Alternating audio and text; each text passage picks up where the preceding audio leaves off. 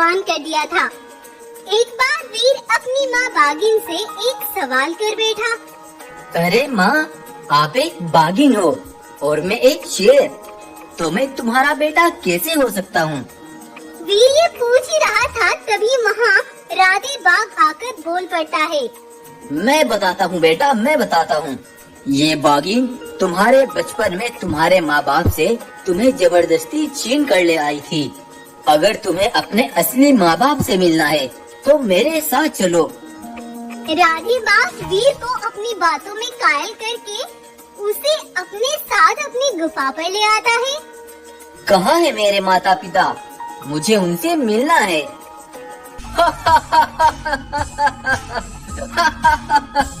माता पिता गए भाड़ में। मैं तुझे 10 साल से ढूंढ रहा हूँ, अब जाके तू मुझे मिला। अब मेरा सपना पूरा होगा। आखिर कौन है वीर के माता पिता और राधे बाघ अपने किस सपने की बात कर रहा है? चलिए शुरू से देखते हैं।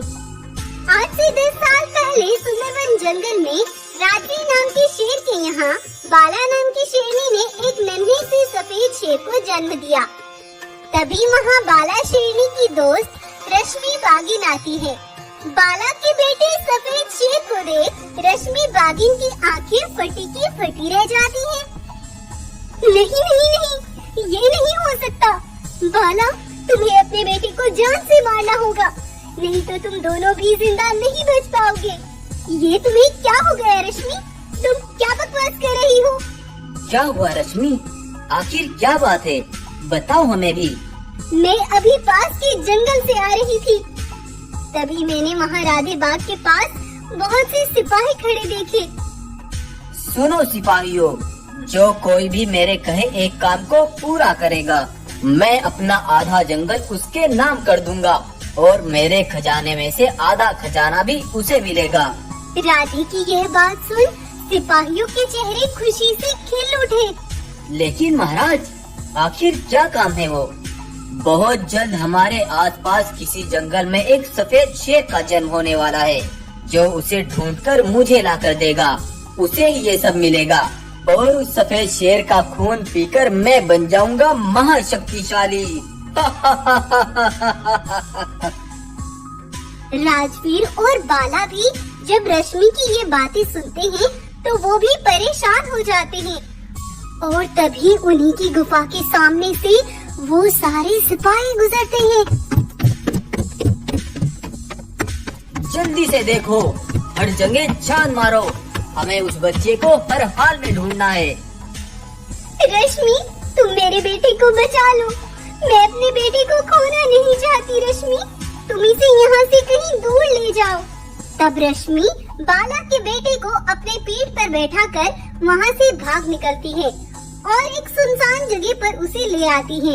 रश्मि उसे राधे बाघ से बचाने के लिए कभी बाहर नहीं निकलने देती और रश्मि ने बाला के बेटे को राधे से बचाने के लिए 10 साल तक सुनसान जगह पर पाला। लेकिन आज राधे वीर को अपनी बातों में फंसाकर अपने साथ ले आया और अब राधे वीर का खून पीकर खुद को महाशक्तिशाली बनाना चाहता है। लेकिन उधर रश्मि बाघिन भागती हुई राजवीर और बाला के पास पहुंचती है। बाला बहन, वो दुष्ट राधे वीर को अपनी झूठी बातों में फंसाकर अपने साथ ले गया है। राधे की सेना इतनी बड़ी है कि हम वीर को वहाँ से कैसे बचाएंगे? मेरे पास एक आइडिया है, तुम चिंता मत करो, मैं सब संभाल लूंगा। तब राजवीर भागता हुआ नदी के पास जाता है, क्योंकि नदी पर राजवीर के सिपाही पानी पीने आते रहते थे। आज भी एक सिपाही पानी पी रहा था। तभी राजवीर दौड़कर उस पर वार करके उसे जान से मार डालता है और उसकी खाल पहन लेता है। उधर राधे वीर को मारने ही वाला था कि तभी बाघ की खाल में राजवीर वहाँ आ पहुँचता है। रुक जाओ महाराज, ये वो सफेद शेर नहीं जिसका आप खून पीना चाहते हैं, ये आप किसी और को उठा लाए। असली सफेद शेर कहाँ है मैं जानता हूँ, आओ चलो मेरे साथ।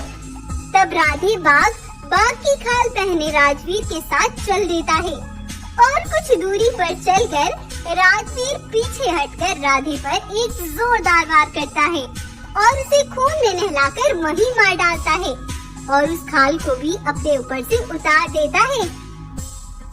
और आज 10 साल बाद वीर अपने असली माँ बाप से मिलता है और वीर को अब किसी से कोई खतरा नहीं रहता। दोनों अपने बेटे के साथ खुशी खुशी से रहने लगते हैं। तो ये कहानी आपको कैसी लगी हमें कमेंट करके जरूर बताएं। अगर ये कहानी आपको पसंद आई है तो